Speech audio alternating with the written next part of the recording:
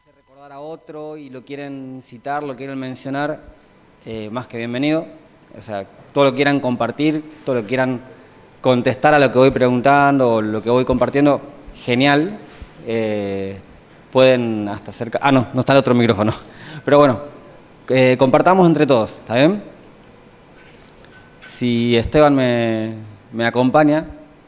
Ahí está Esteban. Esteban recién llegado de la costa, está bronceadito.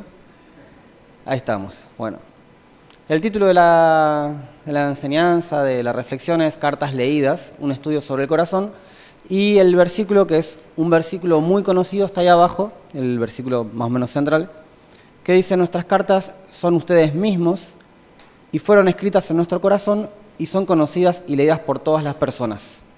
Esto está en 2 Corintios y para ponernos un poco en contexto, vamos avanzando, y yo anoté algunas cositas en cuanto a la iglesia. Ahí no sé si llegan a leer, pero lo leo rapidito, que Pablo cuando llega a Corinto y permanece durante 18 meses, un año y medio, en esa ciudad, que era una ciudad extranjera, de un idioma diferente al suyo, de una cultura diferente a la suya. Pablo se establece ahí 18 meses y predica tanto a judíos como gentiles y planta una iglesia con personas muy diversas. Yo acá anoté algunos de los que aparecen mencionados, que son, Priscila y Aquila, que son expulsados de Roma, Estéfano y su familia, Erastos y su familia, que son de Corinto. Uno era el tesorero de la ciudad, o sea, gente, podríamos decir, importante. Estaba también Gayo Tito Justo, que era otro hombre rico que pone su casa. Él tenía un living grande, podríamos decir, y pone su casa para que la iglesia se reúna ahí. ¿La iglesia dónde se reunía en esos momentos? Donde podía. A veces a la orilla de un río, a veces en una casa chiquita, a veces en una casa grande. Después estaba Crispo, que era el director de la sinagoga, porque Pablo lo primero que hace en Corinto cuando llega es ir a la sinagoga judía. Era su estrategia, porque él era judío, entonces él primero iba a los judíos. Este Crispo se convierte, que es el director de la sinagoga judía, se convierte, entonces lo terminan expulsando de la sinagoga, se arma todo un revuelo, y el siguiente director de la sinagoga, que es Sóstenes, también se convierte a Cristo. Entonces, todo un despiole hubo ahí en Corinto. Eventualmente lo puse ahí como colaboradores, se suman Silas y Timoteo, y más tarde en Corinto aparecen y visitando a Apolos, que es otro predicador, y Pedro, a quien más o menos conocemos. Esto es un poco la historia de cómo se forma la iglesia. Una iglesia muy diversa, en una ciudad en la cual había mucho paganismo, mucha prostitución, muchos templos a otros dioses. Era una capital, había mucho comercio. Esto, si se acuerdan, ya hemos hablado de esto, pero lo menciono así rápido. Ahora, una más. 5 años después de ser plantada, la iglesia empieza a acumular problemas. De hecho, las cartas que tenemos como 1 Corintios y 2 Corintios son justamente para tratar problemas, pero problemas terribles. Entre esos problemas, yo ahí los anoté un poquito, estaba la fornicación y el incesto, que había incluso entre mismos miembros de la iglesia, idolatría y mezcla con creencias paganas, robo y problemas legales entre hermanos, cuestionamiento externo de otros predicadores a la autoridad de Pablo. Esto dio lugar a que se dividan entre partidos de diferentes como predicadores. Está ese versículo que decía: yo soy de Apolos, yo soy de Pedro, no, yo soy de Pablo, y otros decían: no, yo no soy de ninguno, yo soy de Cristo. Es como que de repente se armó una división bastante grande ahí. Eso dio lugar también a que haya abusos en la comunión, en el compartir. Era como que se juntaban a comer y era un despiole. No se esperaban, otros no comían. Las cartas de 1 Corintios, como les venía diciendo, trata de todo esto. Las reuniones eran caóticas y un hermano en particular, que es del que va a hablar ahora en 2 Corintios, se opone a Pablo. ¿Bien?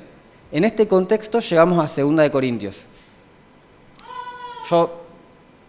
A mí me encantaría poder leer 1 Corintios desde versículo 1 hasta el capítulo 6, 7 más o menos, porque es terrible. Lo que es la historia es todo lo que va contando Pablo, es tremendo, es para leerlo y ir frenando cada 2 versículos. Pero como no tenemos tanto tiempo, yo anoté solo algunos versículos. Uno de ellos, en el primer capítulo, Pablo escribe esta carta cuando ya estaba todo bastante podrido en la relación entre la iglesia y Pablo. Había un sector de la iglesia que lo seguía respaldando, pero justamente esto, había algunos, y uno en particular, que decía, no, Pablo la verdad que no es un verdadero apóstol, Pablo vino a predicarnos de una forma deshonesta, no nos dijo la verdad, él ni siquiera conoció a Jesús, él vino a decir todas estas cosas acusándolo a Pablo. Entonces, claro, generó una crisis en la iglesia. Y Pablo escribe la primera mitad de lo que es 2 de Corintios para tratar este asunto. Y vamos a ir descubriendo cómo es esto. Una de las cosas que dice igual, bueno, le puse como título justamente en defensa del servicio y de la iglesia. Vamos a ver por qué. ¿Qué es lo que dice Pablo al respecto? Dice, nuestro motivo de orgullo es el testimonio de nuestra conciencia ante Dios, que nos dice que en este mundo, y especialmente con ustedes, o sea, en todas las iglesias Pablo hacía esto, pero especialmente con los corintios, nos hemos comportado no con sabiduría humana, sino con la sencillez y la sinceridad que proviene de Dios. O sea, Pablo tiene una conciencia tranquila en cuanto a esto, que bueno, que puse ahí en negrita, que es que él se haya manejado de forma sencilla y sincera. ¿Qué significa esto? No sé, justo la tengo a Yeshu acá enfrente, viene Yeshu y me acusa de algo, ¿entendés? Y lo primero que digo, no, bueno, pará, yo estoy tranquilo de que yo me manejé de forma, como dice acá, sencilla y tranquila. ¿Está bien? Eso es lo primero que dice Pablo. Lo segundo, o lo segundo que rescaté, ahí estamos, son varios versículos, pero fíjense lo que dice. Había una acusación y había una tristeza en la iglesia. Y Pablo dice, si alguno me ha causado tristeza, a mí, dice Pablo, no me la ha causado solamente a mí, sino en cierto modo a todos ustedes. Y espero no exagerar. Habla un poquito de eso Pablo y después dice, ahora deben perdonarlo y consolarlo, pues de lo contrario podría consumirlo la tristeza a él, dice. Por tanto les ruego que confirmen su amor hacia él. No vaya a ser que Satanás se aproveche de nosotros, pues conocemos sus malignas intenciones o sus maquinaciones, como dice la Reina Valera estándar. Bueno, ¿qué está pasando acá? Perdón, hay un versículo más. Perdón.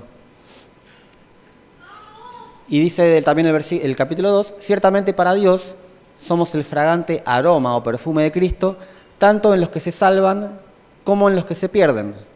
Para estos, los que se pierden, olor de muerte que lleva a la muerte, y para aquellos, los que se salvan, somos olor de vida que lleva a la vida. Y hace una pregunta que es la que va también a dar curso después a todo el resto de la carta.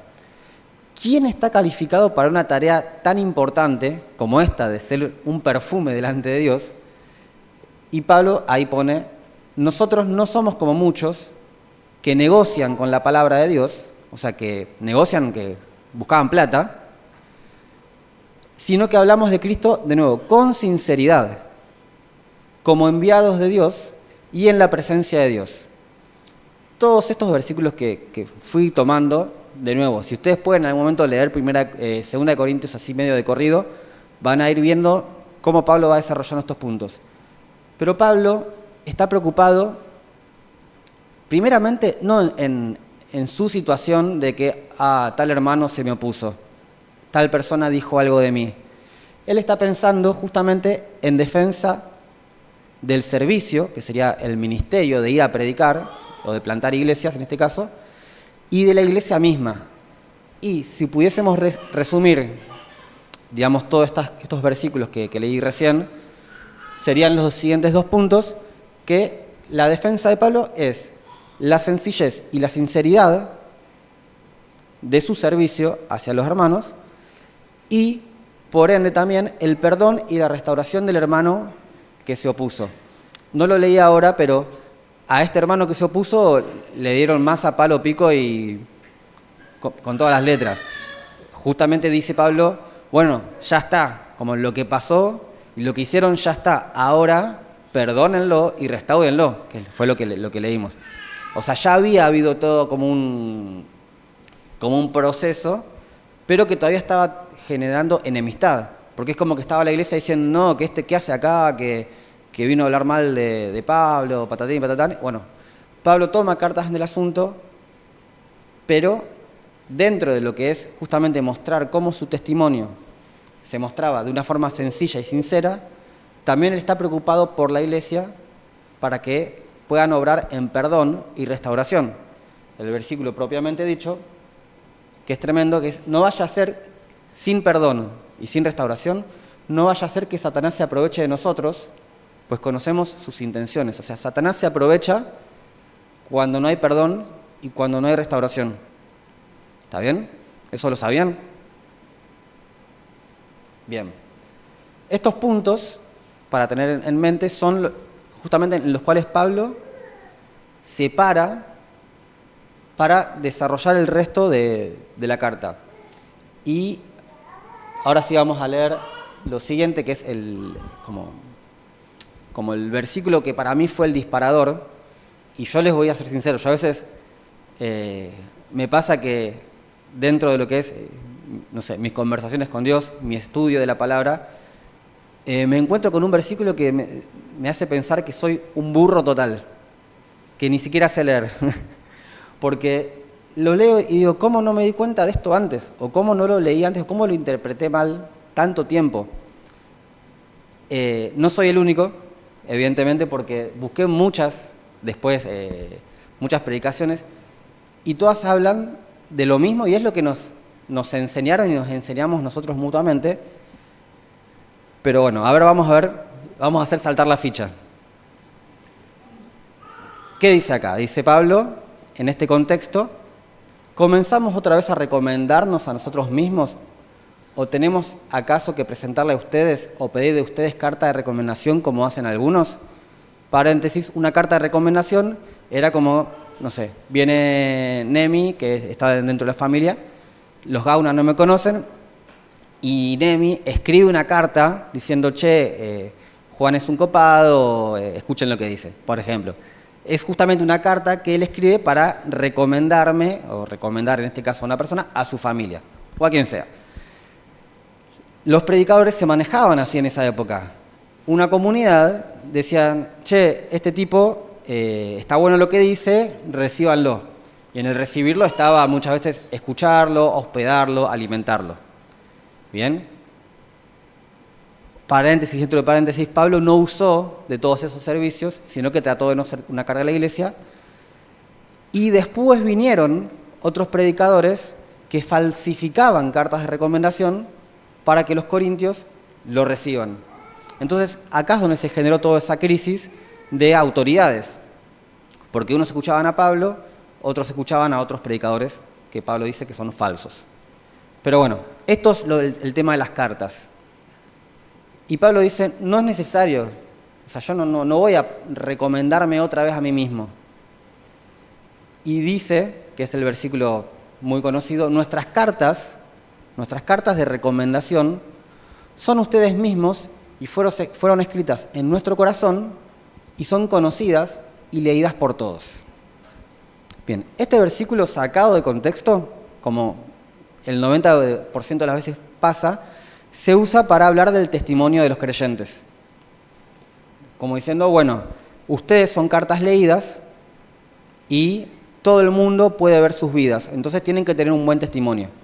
Y muchas veces se usan versículos como que son sal, que son la luz, y etcétera, lo cual está perfecto, pero el versículo está diciendo algo diferente, y es lo que a mí me hizo como un clic en todo esto. Porque si estamos leyendo 2 Corintios de corrido, Pablo en ningún momento está hablando del testimonio de la iglesia. En ningún momento está haciendo hincapié en eso, porque de hecho el testimonio de la iglesia era terrible, era un desastre. Si de hecho vamos a la lista que teníamos, había habido fornicación, incesto, robo, adulterio, peleas, divisiones, de todo. Entonces, el testimonio de la iglesia no es el foco. Acá hago una pregunta, a ver, por favor, contéstenme con lo primero que se les venga. Acá dice que nuestras cartas son ustedes. ¿Dónde están escritas las cartas? ¿Eh? ¿Calor? Calor. Ponete ahí, Mabel, de este lado. ¿Dónde están escritas las cartas? ¿Eh? No, en papel. No, las cartas que dice acá el versículo, perdón. Dice, nuestras cartas son ustedes mismos.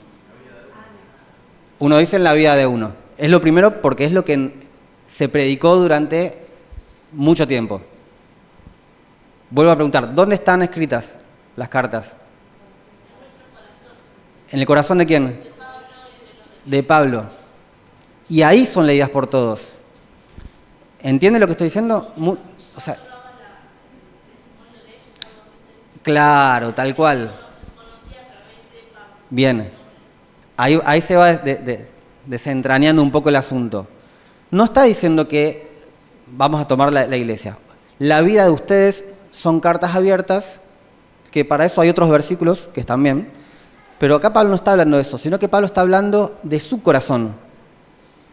Porque la vida de la iglesia de Corinto estaba escrita en el corazón de Pablo. ¿De qué forma? Con sudor, lágrimas, con su trabajo, y todo eso que brotaba de su corazón era el testimonio leído por todos, por la iglesia misma. Entonces, Pablo lo que está hablando acá, justamente un poco en defensa de su testimonio, no del de la iglesia, y de cómo él había actuado para con la iglesia, él está diciendo, muchachos, o sea, lean ustedes mismos mi corazón, lean ustedes mismos la historia que compartimos, y esa es mi carta de recomendación, no necesito otra cosa. Si alguien les viene a hablar mal de mí, justamente revisen esta carta. ¿Está bien? Entonces, acá mi pregunta, hasta ahora es todo bastante explicativo, pero mi pregunta fue, no más, a ver cuál es mi testimonio, el que todos están viendo. Porque muchas veces esto de que la iglesia son cartas abiertas leídas por todos, nos hace preocuparnos más de las apariencias y no del corazón.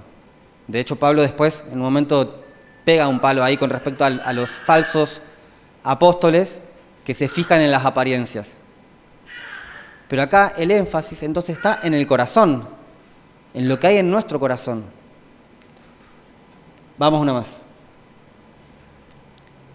En esto de que somos cartas, fíjense lo que dice, que puede sonar mal, pero vamos a explicarlo. Puesto que conocemos el temor del Señor, procuramos convencer a todos. Para Dios es evidente lo que somos y espero que también lo sea para la conciencia de ustedes. ¿Ven? Lo que está diciendo es como, fíjense ustedes cómo nos están leyendo a nosotros. Y dice, no estamos recomendándonos otra vez, no es que nos estamos recomendando para que nos acepten, sino que lo que estoy diciendo, dice Pablo, es que les damos oportunidad de estar orgullosos de nosotros, para que tengan con qué responder a los que presumen de las apariencias y no de lo que hay en el corazón. Había predicadores que venían a acusar a Pablo por su apariencia de debilidad, porque supuestamente había hecho esto, lo otro. Había realmente falsos apóstoles que tenían un listado de acusaciones y que la iglesia se los creía. Entonces Pablo dice, yo no necesito hacer una carta de recomendación para que ustedes me acepten, pero yo les voy a mostrar esto para que ustedes se acuerden y tengan en mente y puedan estar, como dice acá, orgullosos de nosotros. ¿En qué sentido? En que Pablo había dado la vida por ellos. Había estado 1 año y medio ahí sin recibir un peso de la iglesia de Corinto. Incluso trabajaba él, para pagar su comida, su hospedaje y el de sus colaboradores, con tal de estar dedicado a la obra. Imagínense esto y que después vengan los corintios al primer cambio de corriente y digan, no, la verdad que Pablo no nos quiere. Y Pablo le dice, no muchachos, los amo, o sea, está en mi corazón. Una más. Estoy yendo rápido, ¿no? Es porque tengo amenazas de no terminar tarde. Un servicio calificado. ¿Por qué es esto? Pablo ya en el capítulo 2, solamente lo menciono. Ay, para que lo perdí. Tira esta pregunta, dice, ¿quién está calificado para una tarea tan importante? Y empieza a hablar de que somos perfume de vida y de muerte. Ahora vuelve a tocar un poco este tema en el siguiente capítulo y dice justamente, en cuanto a esto, no es que nosotros nos creamos competentes o calificados por nosotros mismos, porque eso también es otra. Mirá lo que está diciendo Pablo, se la recontra cree. Y acá Pablo aclara, no, nosotros no nos la creemos. Esta competencia, no es como si esta competencia nuestra surgiera de nuestra propia capacidad. No es que somos calificados por nosotros mismos. Dice, nuestra competencia proviene de Dios, pues Él nos hizo ministros competentes de un nuevo pacto, no de la letra, sino del Espíritu, porque la letra mata, pero el Espíritu vivifica. Ahora vamos a ver un poquito dónde está parado Pablo. O sea, Pablo, si bien está diciendo todo esto y le está llamando la atención a los corintios, él realmente no se la creía, porque él sabía que la única razón por la cual estaba ahí era que Dios había hecho algo en su vida. ¿Está bien? Ustedes se acuerdan quién era Pablo, ¿no? Era un cazador de cristianos. Los perseguía, los metía presos de ciudad en ciudad y lo más lejos que podía. De hecho, yendo a arrestar cristianos, es que Jesús se le aparece y ahí él se convierte. Y él mismo dice, ¿por qué a mí, que soy el peor de los pecadores, que cazaba a la iglesia, que la perseguía? O sea, Pablo tenía una estima de sí mismo muy medida, porque sabía que no era nada y que todo lo que tenía era basura, lo dice, ¿no? Muchas veces. Entonces él dice, yo no estoy calificado por mí mismo. Nuestra calificación viene de Dios, dice, porque Él nos hizo ministros competentes. Cuando dice ministros, yo ya lo aclaré varias veces, pero siempre está bien repetirlo, es siervos. No piensen en ministros como algo súper especial. Es un sirviente. Es la misma palabra, ministro, que se usa para sirviente. Y nos hizo sirvientes dignos, competentes, calificados. Eso lo hace Dios.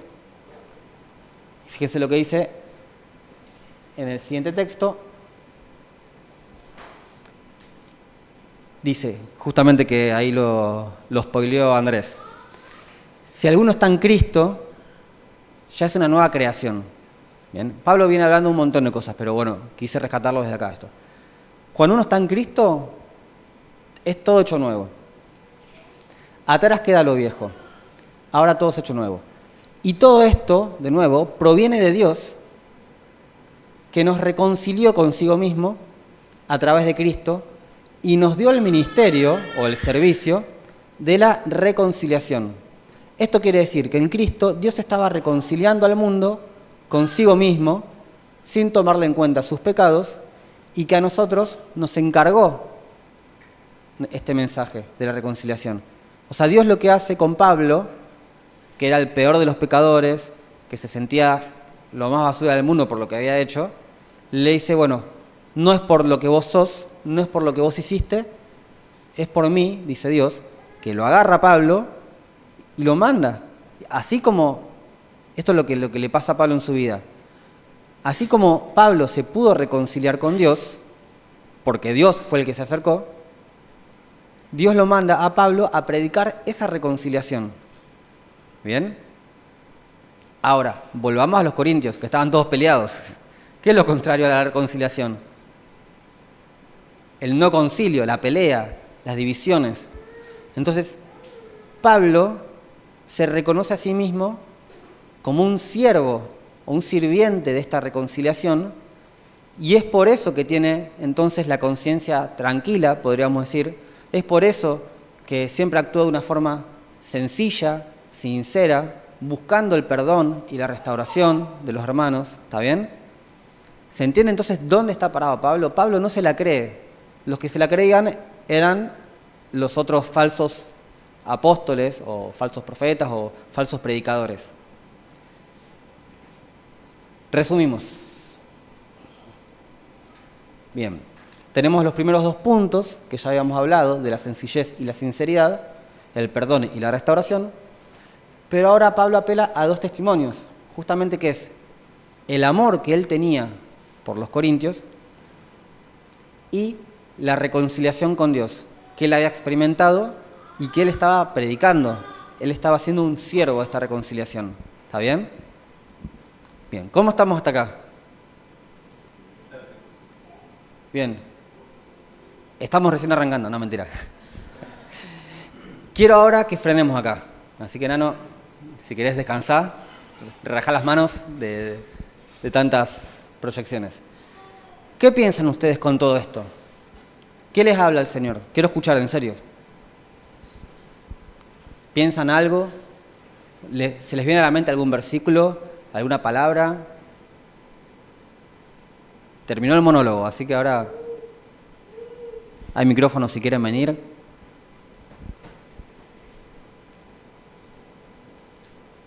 Hice rápido y tengo tiempo, así que puedo esperar, ¿eh? ¿Qué pasa? A ver. Yo no paso si no hago otra predicación. No, Andrés no.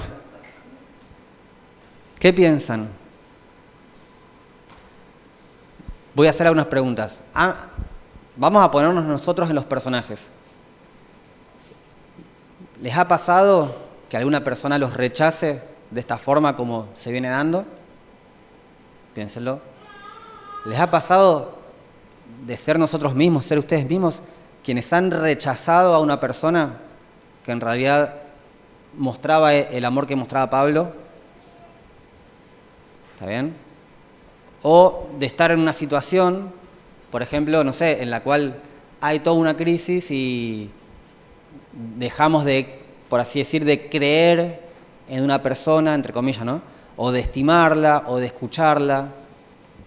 Todo eso es parte de lo que genera las divisiones, los problemas, y cuando están esas cosas dando vueltas, es necesaria la reconciliación.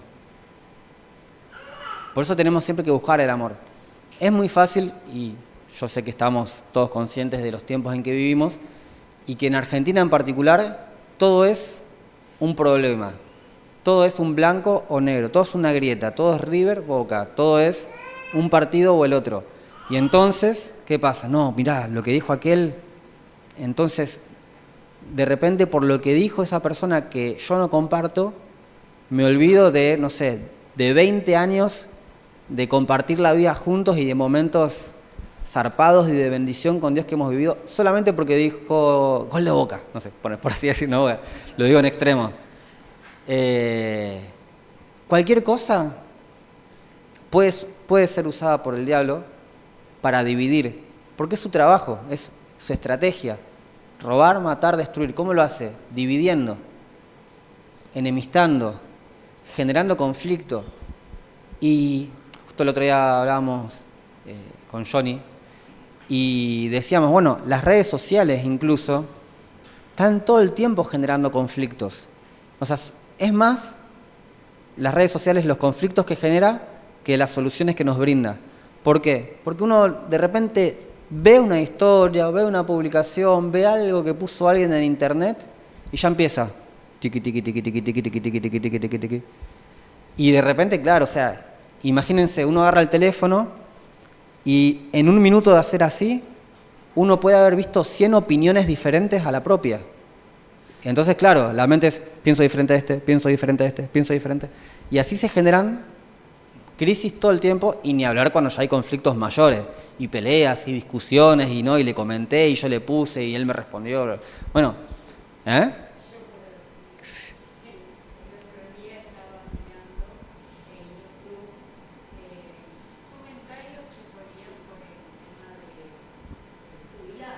Sí.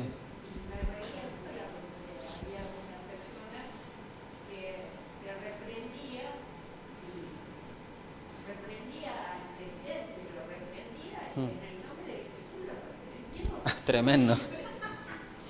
Es que sí, uno entra y ve cosas. Y hay cosas que, viste, qué sé yo, no sé, si me parece que están fuera de lugar, Sí, que nada tiene que ver si vos sos cristiano, reprender en el nombre de Jesús a mi ley, mm, qué sé yo, sí, sí, orar por él, en tu casa, reprender, hacer sí. ahí el comentario, viste. Acá hablo un poco con el micrófono para que, por si no se escucha atrás, Moy está hablando de una publicación o algo que vio y en la sarta de comentarios y cosas que había uno como que escribió y como que reprendía en el nombre de Jesús al presidente, cosas así, y se generan cosas pero muy descabelladas en Internet.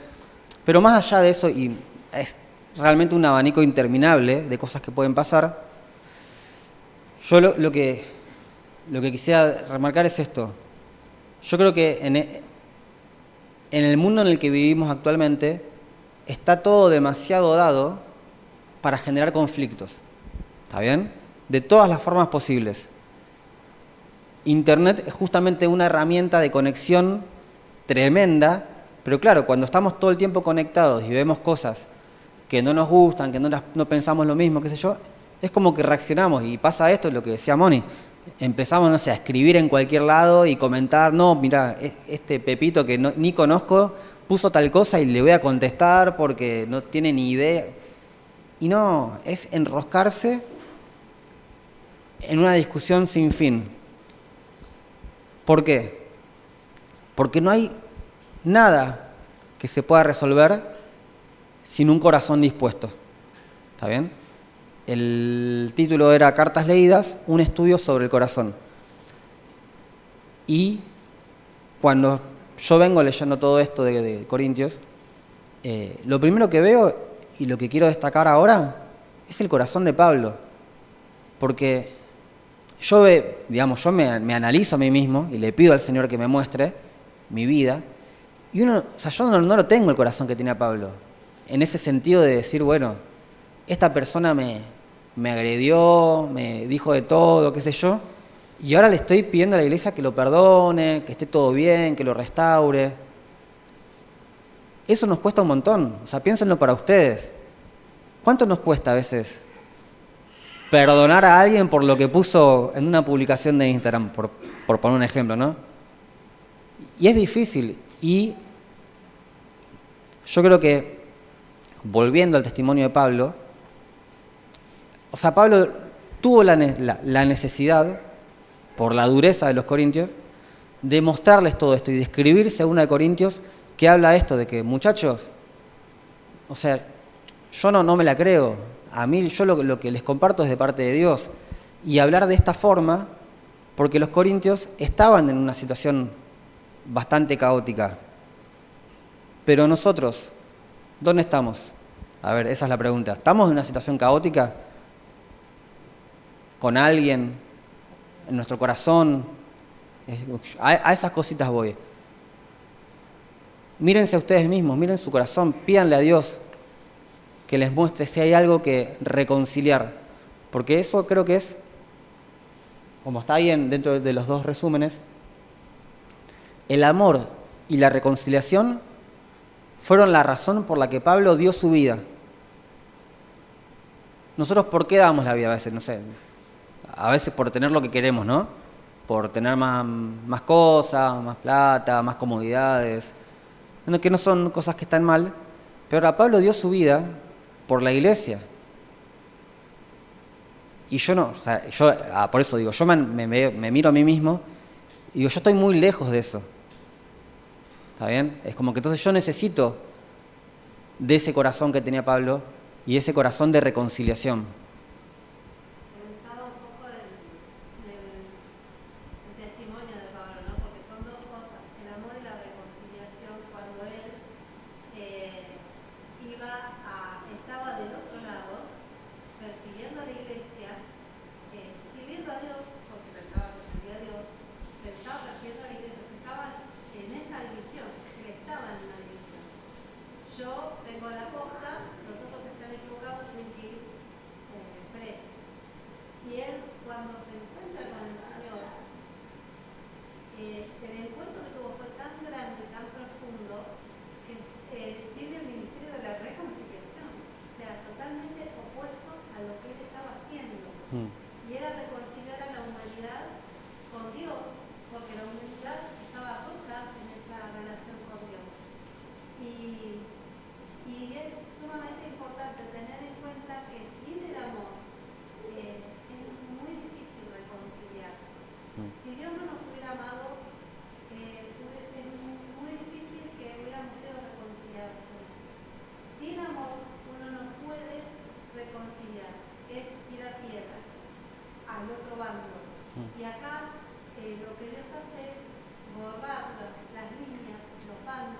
porque hay uno solo, y es esto de la reconciliación a través del amor.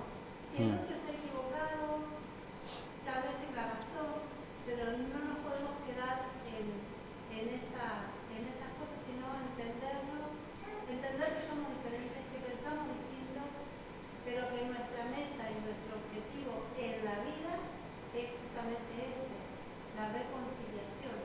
Por eso es importante el perdón y la restauración. Cuando dice, él no lo ataca a la persona que estaba hablando mal de él, sino que decía, bueno, hay que perdonarlo, el amor, y hay que restaurarlo, reconciliarlo con Dios. O sea, es algo básico en nuestra misión. Sí. ¿Se escuchó allá en el fondo? Hablé fuerte. Yo vi que Laura habló fuerte para lo que es su caudal.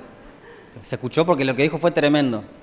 Ella hizo una comparación, una comparación entre lo que era la vida de Pablo y su ministerio antes de conocer a Cristo, que era de destrucción, de perseguir al partido opuesto a los cristianos para apresarlos, para destruirlos, y que Dios lo agarra y le dice, ahora vas a hacer lo contrario. Ahora el ministerio es unir, no destruir. Entonces es zarpado. Y bueno, y mencionaba eso de que sin el amor no puede haber reconciliación. Y justamente en el versículo anterior, creo que está en la diapositiva anterior, Nano, si querés ponerla, dice justamente abajo, esto quiere decir que en Cristo Dios estaba reconciliando al mundo consigo mismo, ¿sin qué? Sin tomarles en cuenta sus pecados. ¿Y nosotros qué tenemos en cuenta a la hora de relacionarnos con las personas? A la hora de comentar en Facebook, tenemos en cuenta siempre las fallas de los demás. O sea, seamos sinceros, es lo que más nos cuesta. O sea, no deberíamos ni hacerlo claramente, pero de esa forma no hay reconciliación. Si escribimos desde remarcar el error, no hay reconciliación posible porque arranca una pelea constante. De hecho, y eso es lo que me llama la atención, en los primeros 7 capítulos de 2 de Corintios, que Pablo justamente está tratando un problemón, Pablo no habla del problema. En el único momento que habla del problema es para decir, muchachos, perdónenlo y restáurenlo. ¿Bien? Por eso esto de las cartas leídas también tiene más sentido. Justamente no está hablando de que las cartas leídas en la iglesia. Pablo está hablando de la carta que está acá, en su corazón. Y él está llamando la atención justamente a los cristianos de la iglesia de Corinto, está llamándoles la atención al amor que él tiene por ellos. ¿Está bien? Y no a otra cosa, no a sus títulos, no a sus capacidades. Él después habla de esa lista de que él es más judío que los judíos, más hebreo que los hebreos, él es fariseo, él es estudiante de todo. Es como que él tenía hasta posgrado, podríamos decir. Pero él, en el momento que lo menciona, es para decir que esto lo tengo por basura, con tal de alcanzar esto, la reconciliación de Cristo. ¿Qué estamos dispuestos nosotros a desechar con tal de experimentar la reconciliación? Estoy repitiendo mucho reconciliación y no sé si pierde sentido la palabra. ¿Qué es reconciliación?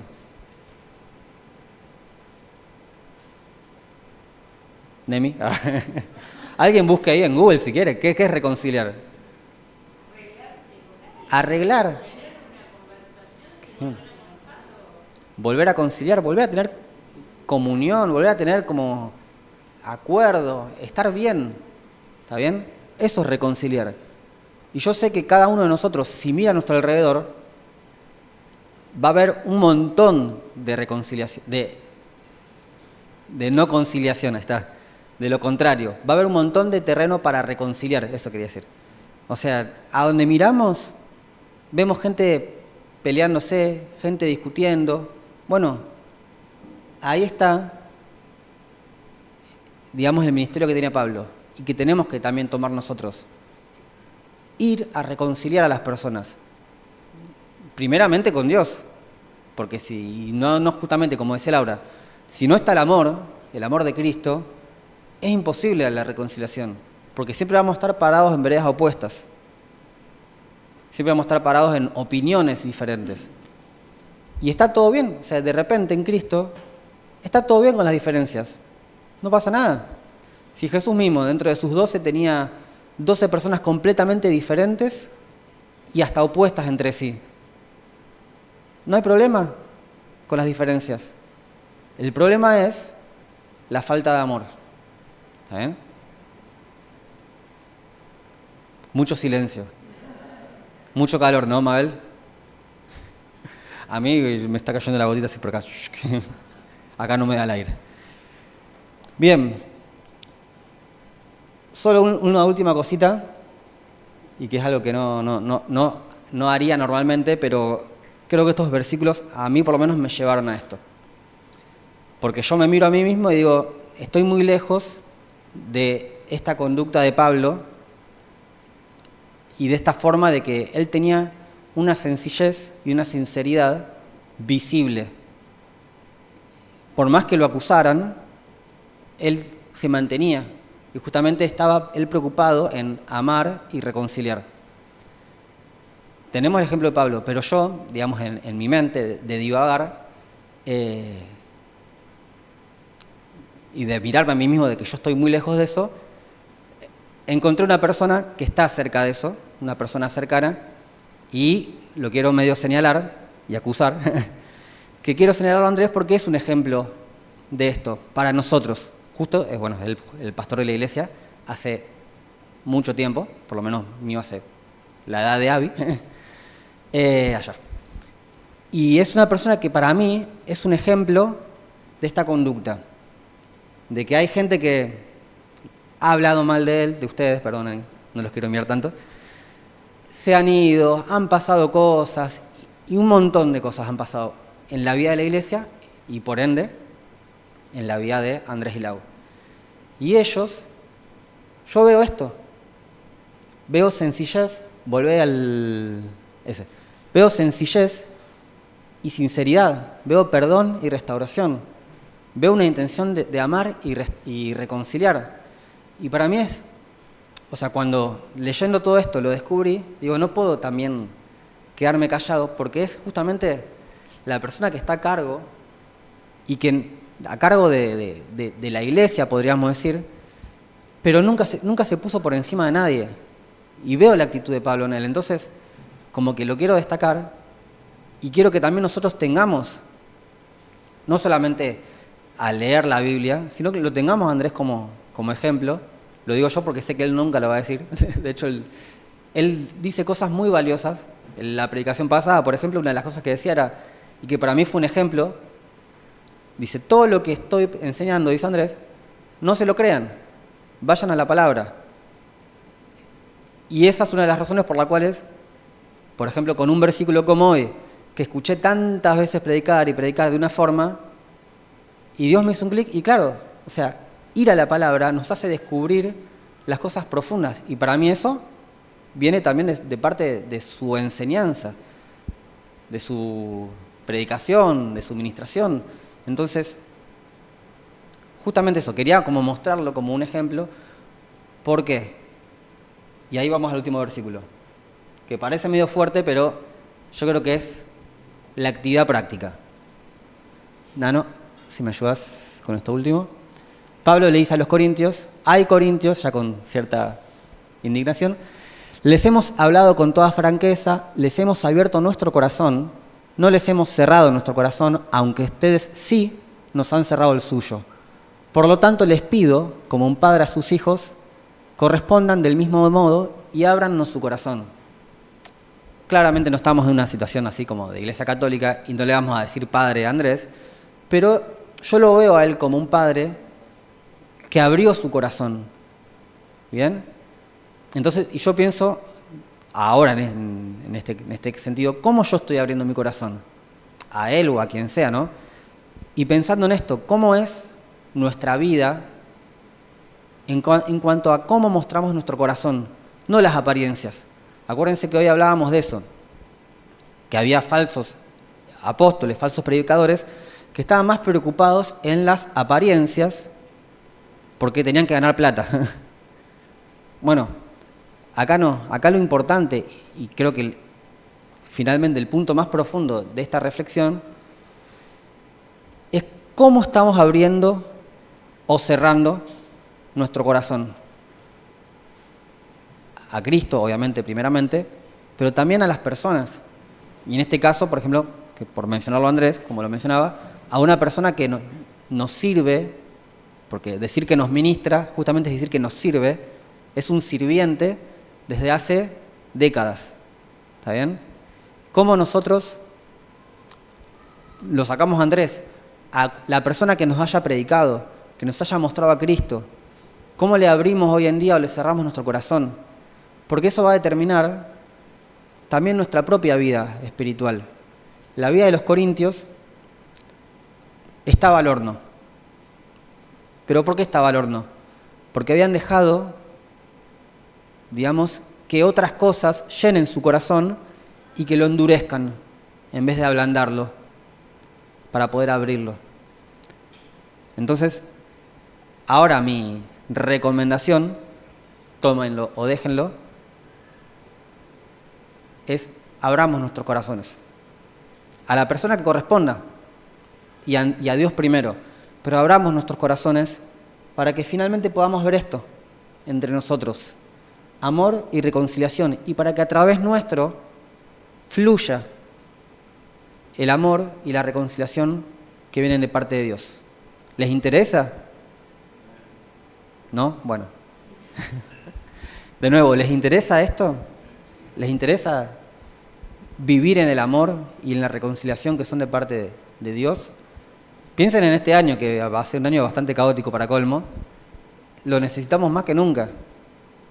Necesitamos a Cristo, que es una forma general de decirlo, pero necesitamos justamente eso, su amor y su reconciliación, y que nos use a nosotros finalmente como agentes reconciliadores, como embajadores, dice Pablo, de la reconciliación. ¿Está bien? ¿Alguien quiere comentar o decir algo más? Hola. Hago así para que... Sí, para llamar la atención. ¿Alguien quiere comentar algo? ¿Abrir su corazón? Si no, oramos. Laura.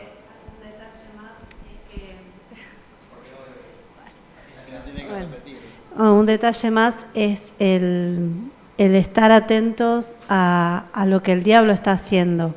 Porque si el diablo vino a robar, a matar, a destruir, entonces creo que sería algo inteligente de nuestra parte no ceder a eso, sino jugárnosla y hacer el esfuerzo por hacerlo de Dios, porque nos cuesta, no queremos, pero no seguir con la división o aún manteniéndose neutral, ¿no? Como, yo no digo nada, no opino nada, también es una forma de decir de qué lado estás, pero creo que uno tiene que ser sabio en esto y no ceder a lo que el diablo está proponiendo, sino totalmente lo contrario.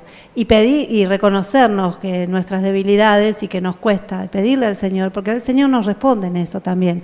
Si a mí me cuesta perdonar, si me cuesta amar, si me cuesta entender por qué el otro actúa de esa manera, yo puedo ir a Dios y decir, bueno, no lo entiendo, me cuesta un montón, pero Señor, ayúdame para poder amarlo y para poder expresar ese amor y crear esa conciliación. Bien, ya terminando igual, vamos a orar, pero una cosita más. ¿Saben qué significa esto que está acá? ¿Saben qué es? Es una pregunta bastante fácil. ¿Qué es esto? No escucho. Vino, pan. ¿Y qué significa? ¿Pero qué significa? La unidad. La comunión. O sea, no decimos comunión porque le tenemos miedo a las palabras que usan los católicos. Pero esto es comunión. Esto es reconciliación. esto es un símbolo justamente de que estamos juntos. Ahora, el símbolo está, pero el corazón tiene que estar primero.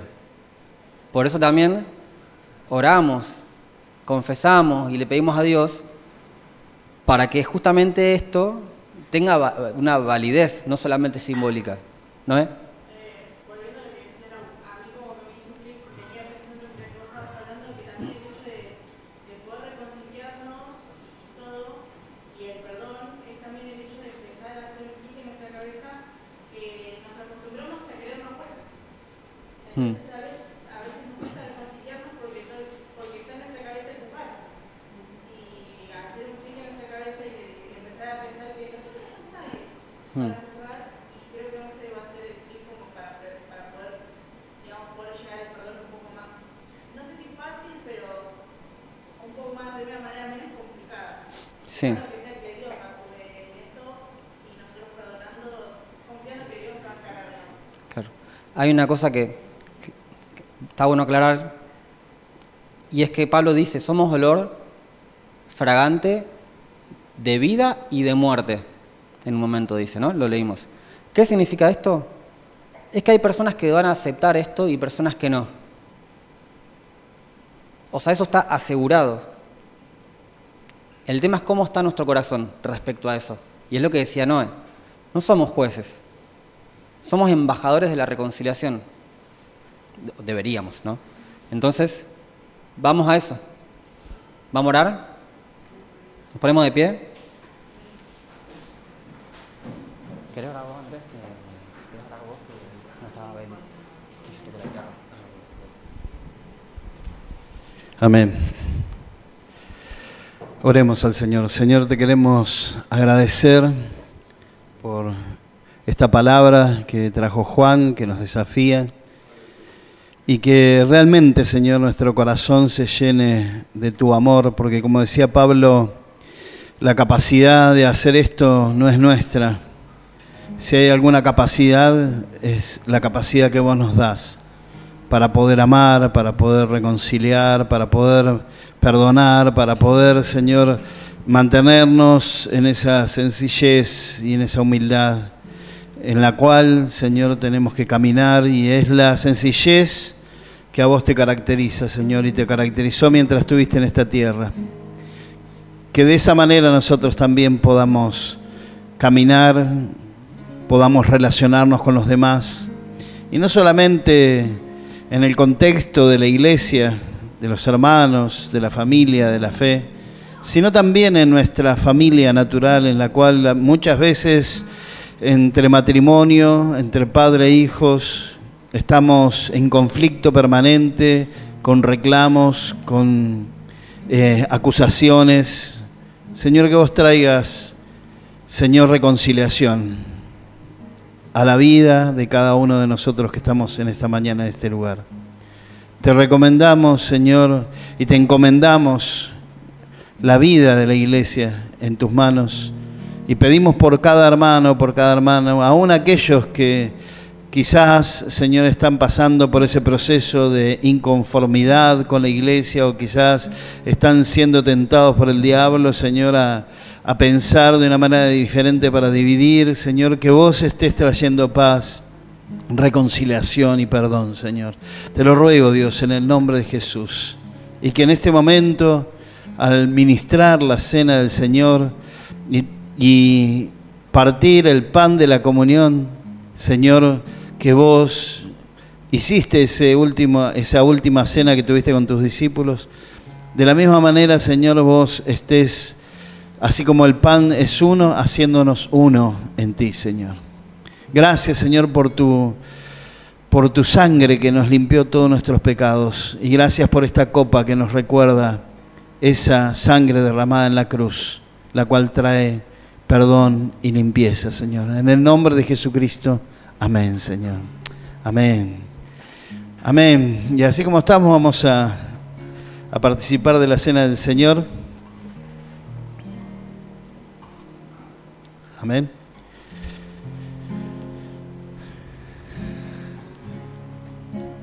¿Están bien, hermanos? ¿Están dispuestos y están ahí con un corazón dispuesto para ministrar la cena del Señor. Amén. Yo sé que Esteban está ahí en la compu, pero te voy a pedir si puedes pasar, ayudarme, y a Yeshu, si me pueden ayudar a servir la cena del Señor hoy.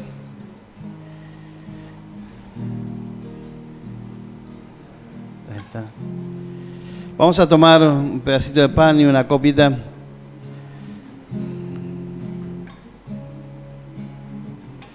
Y vamos a esperarnos para participar todos juntos. Hoy lamentablemente no tenemos transmisión, así que los hermanos que estaban esperando la transmisión estarán esperando, pero... Traicionado fue el peso de nuestra maldad. Aprovecho que estamos participando de la Cena del Señor. Nosotros acostumbramos a que participen aquellos que han sido bautizados.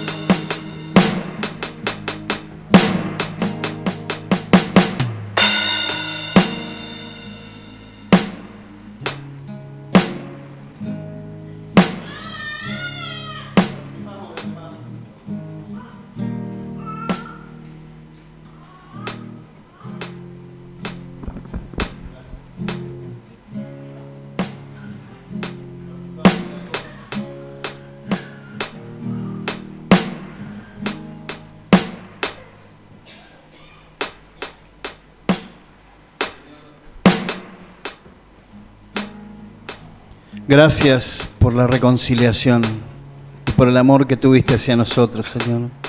Por habernos perdonado todos nuestros pecados, nuestras faltas, nuestros errores. Y que ese espíritu de comunión y de restauración y de reconciliación esté en nuestros corazones, Señor. Para poder ministrar lo mismo y enseñar y servir a los demás desde ese mismo espíritu, de ese mismo corazón de perdón, de amor, de reconciliación. Así que danos más y más, Señor, de tu presencia en esta mañana. Y llenanos de tu espíritu. Y hacenos competentes para esto, Señor. Te lo ruego, Dios, en el nombre de Jesús. Gracias, Señor, por esta mañana. Gracias por esta reunión. Gracias por esta cena que hemos podido compartir. Gracias, Señor, por este recordatorio de que vos diste la vida por amor a nosotros, que de la misma manera nosotros estemos dispuestos a dar la vida por nuestros hermanos. Gracias, Padre, en el nombre de Jesús. Amén, Señor. Amén. Gracias, chicos. Vamos a alabar al Señor mientras recogemos las copitas y de esta manera estaríamos terminando la reunión de hoy.